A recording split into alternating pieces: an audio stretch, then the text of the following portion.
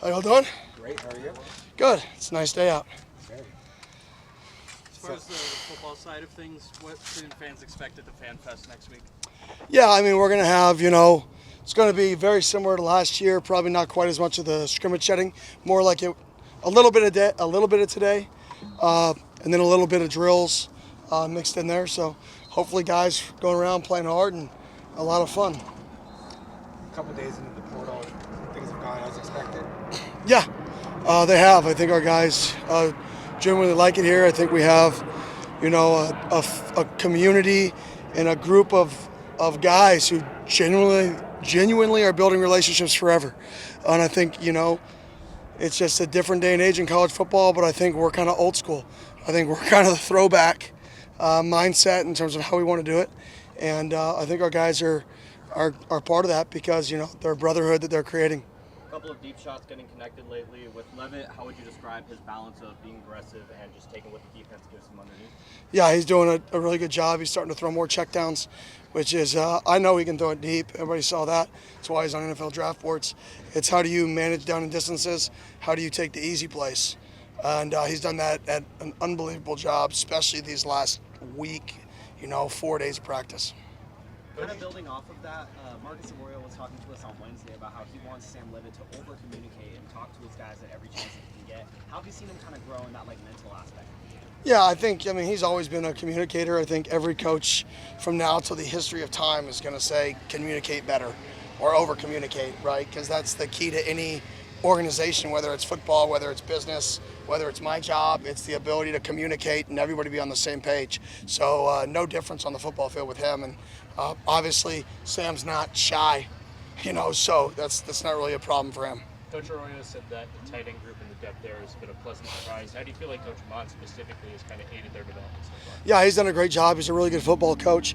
When you've been so successful at the high school level and you're used to running 180 guys, 160 guys, and coaching everybody because you don't have too many coaches around you, and then you go and you're like, hey, come here, and here's 6, 7.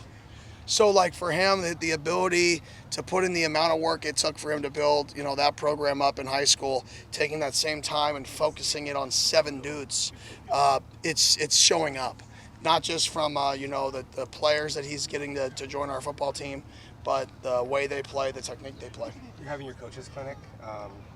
What all goes into that? What do you hope to accomplish? What's the vibe around things right now? Yeah, we just want to bring the local or the national coaches in and, learn from them learn from us, build relationships with people. It's a relationship world, so hopefully it builds relationships and helps everybody at the end of it, whether it's us getting one of their players, us learning something from them learning something from us, whatever it is, we just want, that relationship. What have you seen in terms of battles in the trenches so far this spring? Yeah, obviously some of our guys are established, right, especially on the defensive front, offensive front. Then there's some other battles for, backup center, for one of the guard spots. There's battles inside, like who the secondary depth is going to be and who can rotate, what 8 are going to rotate. We pretty much know most of those guys. So the trenches are probably more established than I've had in the past here or anywhere really in terms of returning who's going to come up, because a lot of those guys return. Speaking of the trenches, when you have somebody like Anthony Cooper, all he's been through, I didn't hear the guys calling him old man, stuff like that, but just seeing him this spring, what have you seen from him? Yeah, he's getting better. He's getting more comfortable, obviously. He's been here. I couldn't even tell you. I think I was a GA when he was here, and maybe I may have recruited him. But but you know what? He's gone through so much here. I think he appreciates where we're at as a program and where we're trying to go, and because we're not there yet. So his leadership and the guys still rally behind him because they know what he's battled through and how much he's worked to get back to where he's at. And he's gotten better all spring, and he's dedicated to getting better. Kenny, when you guys break, what are you hoping that they take away from the spring?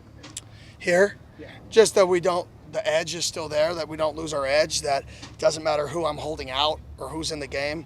The standard is the standard. And if you're a freshman who's never played a snap or never started a game, we put you in the game, we expect you, the people to your left and your right, expect you to get a job accomplished. Like there's an expectation to get things accomplished at a high level. It's not a hope, it's not a wish, it's an expectation. It's an expectation to play as hard as you can. It's not a hope, it's not a wish, it's non-negotiable, it's an expectation. And I hope our team continues to hold that expectation at a high rate, and they take it into the offseason. I mean, like I've said multiple times, winning the Big 12 title this year would be more difficult than last year, even though that sounds crazy because only one team's done it, Oklahoma. They're the only team to win it back-to-back years. So we'd be like the first team in the history other than them to win it in back-to-back years. So we don't even talk about it because the goal is almost unobtainable. It's never really been done other than one team. Just be better every single day. Kenny, with Sky at practice today and the draft less than a week away, what's your advice to him on how to kind of navigate that difficult process? I'll enjoy it. There's a lot of people that want to be you. A lot of people that want to be in your shoes, whether you're drafted in the 2nd round, 5th round, 9th round, they don't even have that, right? It doesn't matter. Like the opportunity to wear an NFL team's jersey and to earn a job. And he broke the team down today because it was, as I said, it was the last time that he'll probably be here before he's a professional athlete. And let's break it down because Scout's going to be around this program for a long, long time. As you guys can probably tell, this community has really embraced him, and he's embraced it. How impressed have you been with the depth in the wide receiver room this spring?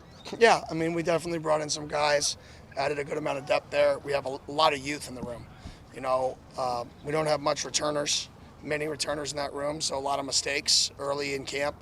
Obviously, you're going to make mistakes, but I think they've gradually gotten better. We do a first 5, second 5, last 5 in terms of MAs, mistakes, loafs, and to see the growth of that room from the first 5 practices in terms of those critical factors to this second 5, right? And now we're into the back end of the last 5 has been really impressive to see. Earlier in spring, you made a call out to the younger guys you want to see more from them and step up over the last week or two. Have they answered that call? I think they have. They're not where I obviously want them to be, but we're definitely trying to answer the call. Like I said, it's the physicality, the urgency, it's not okay to not go as hard as you can. The acceptance of mediocrity is just not okay, and so many people are so used to accepting being average or accepting doing a minimum to survive that's not what we're about. We're about doing the maximum to flourish, and that's a habit that they got to train, and we're slowly getting there. Thank you. Thank you. Appreciate it.